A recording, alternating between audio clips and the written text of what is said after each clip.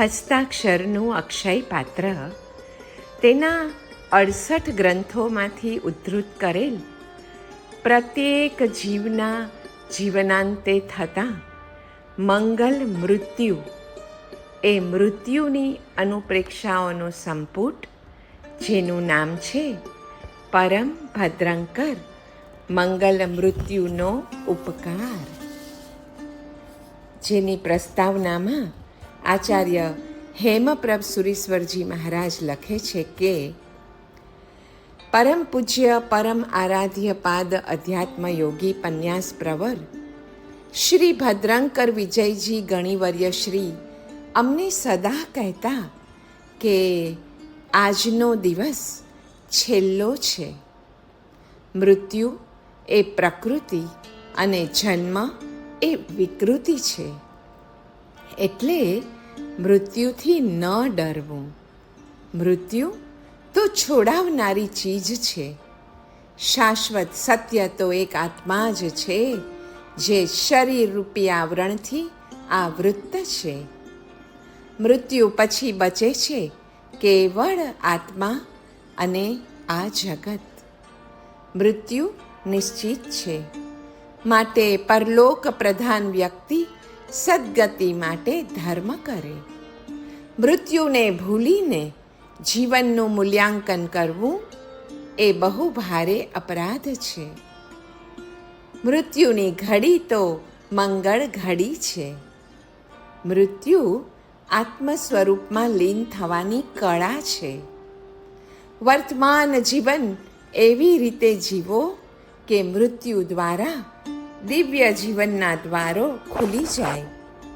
મૃત્યુ સમયે સગા સ્નેહીથી છૂટા પડવાના દુઃખની બદલે પરમ તત્વમાં ભળી જવાનો હર્ષ થવો જોઈએ. અંત સમયે દર્દીને મધુર સ્વરે નવકાર સંભળાવવાથી નિજ સ્વરૂપમાં તે ઉપયોગ રાખી શકે છે. અંત વખતે હું મારા આત્મ સ્વરૂપમાં લીન થાઉં છું એમ વિચારી અંત સમય સાચવવા જેવો હોય છે.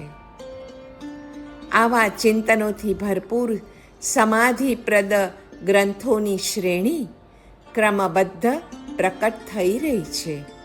તેમાં મુખ્ય અર્થસારથી છે વડોદરા મુંબઈના ગુરુ ભક્તાત્મા સુશ્રાવક રત્ન C.K. મહેતા, કે જેઓ આ જ ગ્રંથની પ્રસ્તાવનામાં લખે છે કે જીવનનું પ્રથમ, મધ્ય અને અંતિમ સત્ય છે મૃત્યુ જ.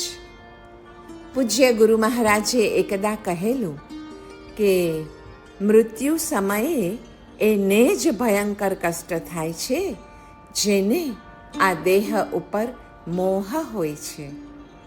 બાળપણથી યુવાની અને યુવાનીમાંથી વૃદ્ધાવસ્થામાં અવસ્થા બદલાઈને એ સમયે ક્યાં કષ્ટ થતું હોય છે. બસ તેવું જ મૃત્યુ સમયે હોવું ઘટે. સર્વ સમયે નિરંતર પ્રતિક્ષણ પ્રભુ સ્મરણ જેણે કર્યું હશે એને એ ભેટ મળે જ છે. મૃદુતા અને મધુરતા સાથે કહેલા આ વચનો મને મારા આયુના 10મા દાયકે વધુ અર્થસભર લાગે છે. આવી પરલોકે સાથે લઈ જવાની ઘણી શાશ્વત સંપત્તિ અને મૂડી બંધાવી દીધી છે તેમણે. તેથી હવે ગમે ત્યારે તેડું આવે ને ત્યારે ખાલી હાથે નહીં જવું પડે એની હામ છે હૃદયમાં. પૂજ્ય સાહેબજીએ ઠેર ઠેર વેરેલ મૃત્યુ વિશેના અમર્ત્ય શુભ્ર ધવલ મૌક્તિકોને આ લઘુ ગ્રંથ એક શેરમાં બાંધીને લાવ્યો છે. એ જોઈને જીવન હરખાઈ ઉઠ્યું છે.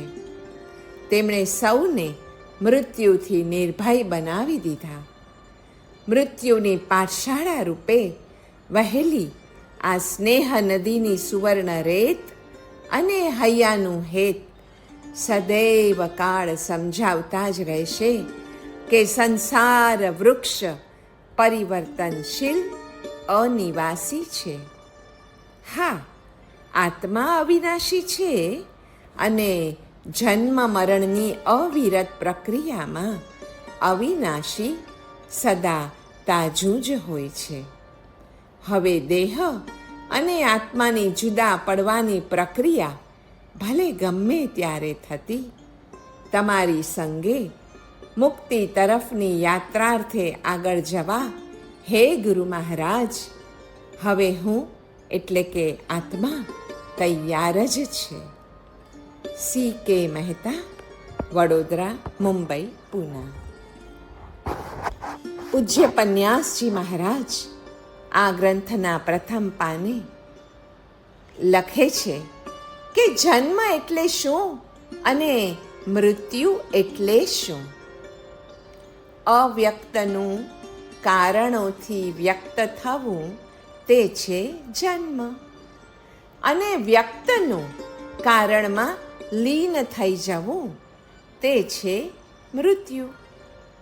મરણ પછી તો શરીરનું મૃત્યુ થઈ જવાનું છે. તેથી જે જીવવાનું મળે ને તે કેવળ આત્મા માટે જ હોવું જોઈએ. જીવન અને મૃત્યુ બંને એક કળા છે. જીવવાની જેમ એક કળા છે, તેમ મરવાની પણ એક કળા છે. મરવું નિશ્ચિત છે, તો તેવી રીતે કેમ ન કરવું કે જેથી મૃત્યુનું જ મૃત્યુ થઈ જાય. જ્યાં સુધી રત્નત્રયના એટલે કે દર્શન, જ્ઞાન, ચારિત્રના લાભની કિંચિત પણ સંભાવના હોય ને, ત્યાં સુધી જ જીવવાની ઈચ્છા રાખે. જ્યારે તેવી આશા ન રહે ત્યારે સાચો સાધક શરીરને જ્ઞાન અને વિવેકપૂર્વક ત્યજે. જે લોકો સ્થિર બુદ્ધિવાળા છે તથા અપ્રમાદ સેવીને પ્રમાદથી કાયમ દૂર જ રહે છે, તે લોકો અવશ્યપણે મૃત્યુને પાર કરી જાય છે. આજે મારી જિંદગીનો છેલ્લો દિવસ છે. રોજે એમ જ માનીને પોતાના મનની સ્થિરતા, સેરેનિટી અને સ્વસ્થતા સંગે સૌની સાથે વર્તન કરવું. જિંદગીની સુખની ક્ષણો કે દુઃખની ક્ષણો બંને તરફ જ્ઞાનીની તટસ્થતાથી જોતા શીખો. આ જગતમાં જન્મ લેવાનો કદાચ એ એક જ હેતુ છે. સુખ વખતે વધુ ઉદાર બનો, ઉદારતા કેળવો, તો દુઃખ વખતે વધુ વિરક્ત બનો, વૈરાગ્ય વધારો. કેમ કે દરેક મુશ્કેલીઓનો કાંઈ ને કાંઈ ઉકેલ તો હોય જ છે, અને મૃત્યુ સમયે તો આ જીવનમાં દેખેલી સર્વ મુશ્કેલીઓનો અંત આવી જ જવાનો છે. શાસ્ત્રમાં કહ્યું છે કે અજરા મરવત પ્રજ્ઞો વિદ્યામર્થમ ચ ચિંતયેત મૃત્યુના ગૃહિત ઇવ કેશેષુ ધર્મમાચરેત. ડાહ્યો માણસ અજરામરની જેમ વિદ્યા અને ધનનો વિચાર કરે અને જાણે મૃત્યુ વડે વાળથી પકડાયો હોય એમ ધર્મ આચરે, અર્થાત વિદ્યા અને ધન મેળવવામાં ભલે વિલંબ કરે પણ ધર્મ કરવામાં જરા પણ વિલંબ ન કરે. જે રીતે શરીર બાલ્ય, યૌવન અને જરાવસ્થા ધારણ કરે છે ને, તે જ રીતે દેહાંતર પ્રાપ્તિ એક શરીર છોડીને બીજું શરીર ધારણ કરવું તે છે. મરણ તો નામ માત્ર છે. એનું નામ સાંભળતા જ ભય પામી દુઃખી થઈ જઈએ છીએ. વસ્તુતઃ જો આપણે સમજતા હોત તો ભય પણ ન પામત અને દુઃખ પણ ન થાત. મારો બાલક જુવાન થઈ જતા હું તેનું મૃત્યુ માનીને જો એમ કહું કે અરે મારો પ્રિય બાલક ક્યાં ગયો, આ જુવાન પુરુષ મારો બાલક નથી, અરે મારો સુવર્ણચંદ્ર ક્યાં ગયો, તો મારા આ વ્યવહારને લોકો હાસ્યજનક અને ઘોર અજ્ઞાનતાપૂર્ણ કહે ને. બસ આત્માની નિત્યતાનું જ્ઞાન કરીને પછી આવા અજ્ઞાનનું બંધન શિથિલ કરવા વિચારવું જોઈએ કે બધું જ અને બધી જ અવસ્થા અનિત્ય છે. જેનો પણ આરંભ છે એનો અંત પણ નિશ્ચિત જ છે. તેથી મૃત્યુથી ન ડરવું. અરે મૃત્યુ તો છોડાવનારી ચીજ છે. બસ આ વિચાર કરીએ તો અભયને આવીએ જ છૂટકો. અને અભય કેવી રીતે આવે? સંસારના દુઃખોને યાદ રાખીએ, સંત મહંતોનું સ્મરણ કરીએ, મૃત્યુનો પણ નિરંતર વિચાર કરીએ કે આજે મારો છેલ્લો દિવસ હોય તો આજે હું શું કરું. અને ચોથું છે ઈશ્વર ચિંતન કરો.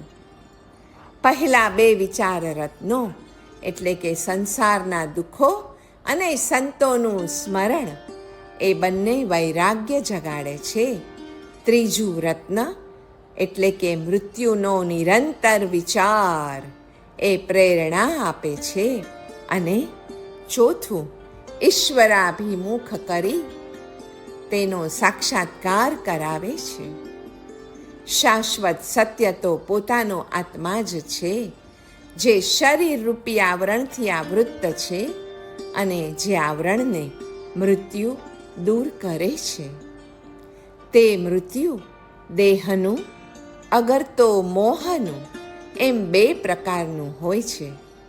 મોહનું મૃત્યુ એ મોક્ષ છે અને આખરે મોક્ષ પણ શું છે?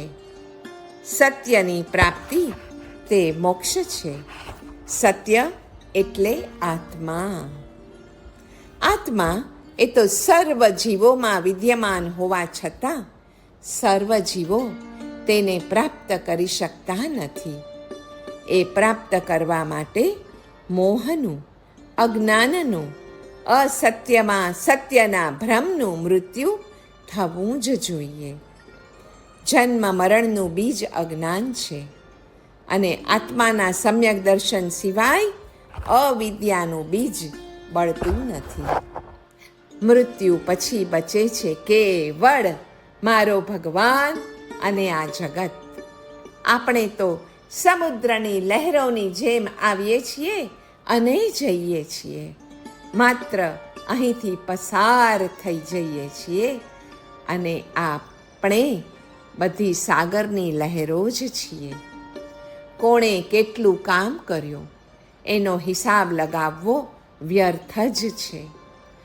રોજે હજારો લાખો મનુષ્યો આ વિશ્વમાં મરી જાય છે. અરે મહાપુરુષો પણ એનાથી બચતા નથી. તેથી જ મૃત્યુ વિશે નિશ્ચિંત રહેવું જોઈએ, કેમ કે પ્રારબ્ધ ક્ષયથી મૃત્યુ થાય છે. પ્રારબ્ધનો ક્ષય થયો હશે તો માણસ એમ બેઠો બેઠો એ મરી જશે. કિંતુ જો પ્રારબ્ધનો ક્ષય નહીં થયો હોય ને તો ગમે તેવો બીમાર હશે તો પણ 15 કે 20 વર્ષ લગી પણ જીવી જશે. મરણમ પ્રકૃતિ શરીરીણામ જીવનમ વિકૃતિ રુચ્યતે. મરણ એ દેહધારીઓની પ્રકૃતિ છે, જીવન એ વિકૃતિ છે. શહેરના મુખ્ય સ્મશાનમાં કોઈ દિવસ હડતાળ નથી. એકેય ચિત્તા ન સળગી હોય એવો કોઈ દિન પ્રાયઃ કોઈ નગરમાં હોતો નથી. દેહને ક્ષણભંગુર કહેવામાં આવે છે એ આ રીતે સાચું જ છે. મૃત્યુ નિશ્ચિત છે માટે ધર્મ કરો. મૃત્યુનો સમય અનિશ્ચિત છે, માટે વિદ્યા અને ધનનું અર્જન કરો. મૃત્યુનો વિચાર વૈરાગ્યની સાથે સાથે ભૌતિક વસ્તુઓ કે જેનો વિયોગ થવાનો નિશ્ચિત જ છે તેનો સદુપયોગ કરી લેવાની પ્રેરણા આપે છે. આમ મૃત્યુનું સ્મરણ વૈરાગ્યને વિકસાવે છે અને મૃત્યુનો વિચાર પૂતગલ ઉપરના રાગભાવને છોડાવી દે છે. મૃત્યુના વિચારથી રાગ જે દોષ છે એનો પ્રતિકાર થાય છે. મુક્તિના વિચારથી દ્વેષ દોષનો પ્રતિકાર થાય છે અને આત્માના વિચારથી તો મોહ દોષનો પણ પ્રતિકાર થઈ જાય છે. મૃત્યુનો અવિચાર તીવ્ર રાગને સૂચવે છે.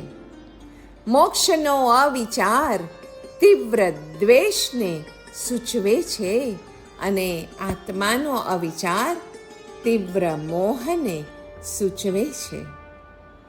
જેનાથી તમે આગળ વધો તેને તમારા મરણના છેલ્લા શ્વાસ સુધી ભૂલશો નહીં.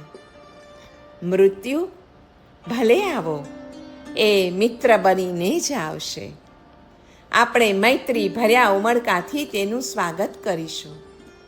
ઉત્તમ પુરુષો મૃત્યુને મિત્ર માને છે, શત્રુ નહીં. મૃત્યુ તો અતિથિ વિશેષ છે એમ માનીને તેનું સ્વાગત કરે છે, તિરસ્કાર નહીં.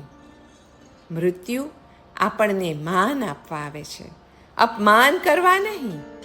આથી ચઢિયાતા સ્થાને જનારને જતી વખતે અભિનંદન આપવા માટે મૃત્યુ સદાને માટે તૈયાર જ રહે છે. સદાચાર સંપન્ન સત્પુરુષો મૃત્યુરૂપી એ મિત્રને ઝંખે છે કે જે મિત્ર તેને વર્તમાન સ્થિતિમાંથી સારી સ્થિતિએ લઈ જવા માટે સદાકાળ ઝંખે છે. મૃત્યુને ભૂલીને જીવનનું મૂલ્યાંકન કરવું એ આપણો બહુ મોટો, અરે ભારે અપરાધ છે. જે જ્ઞાની પુરુષો પ્રમાદથી દૂર રહીને કામનાઓને મારે છે ને તેમને મૃત્યુનો સ્પર્શ મૃત્યુ રૂપે નહીં, હા, મુક્તિ રૂપે થાય છે. મૃત્યુ તો અપ્રમાદી એવં જ્ઞાની પુરુષોને જન્મ જરા મરણથી નિવૃત્તિ અપાવીને અમર કરે છે. જીવનની છેલ્લી પળ એ માંગલ્ય તરફ જતો માર્ગ છે અને મૃત્યુની ઘડી એ તો મંગળ ઘડી છે. એ ઘડીને જેઓ પણ આવકારે છે ને તેને જ્ઞાનીજન સમજવા. અસત પુરુષો મૃત્યુથી સદા ભય પામે છે.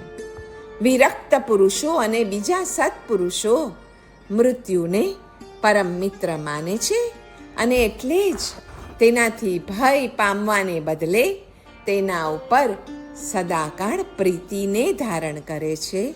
કેમ કે મૃત્યુ તેમને છે એનાથી ઊંચી સ્થિતિએ લઈ જવા માટે આવે છે અને સદગતિ પામવામાં એ તો સરળતા કરી આપે છે.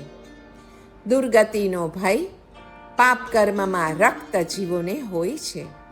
ધર્મ કર્મમાં મચ્યા રહેનારને તો દુર્ગતિનો ભય હોતો જ નથી. તેથી જ મૃત્યુનો ભય પણ રહેતો નથી. તેઓને શુભ ગતિનો નિશ્ચય હોય છે, એટલે મૃત્યુ ઉપર પ્રેમ અને આદર હોય છે. જુઓ, મૃત્યુ તો આપણી પડખે જ બેઠું છે. એ આવે ત્યારે આપણે ઊભું કરેલ ચિત્ર ભૂંસી નાખે છે અને એનો આગમન સમય અજ્ઞાત છે. પણ રોજ બાજુમાં જોવું અને મૃત્યુ સાથે હાથ મિલાવવા, એવા જ કામ કરવા કે જેથી છેલ્લી ક્ષણે આપણે કહી શકીએ, આવ મિત્ર, મને લઈ જાવ હજુ ઊંચે, હું તૈયાર છું.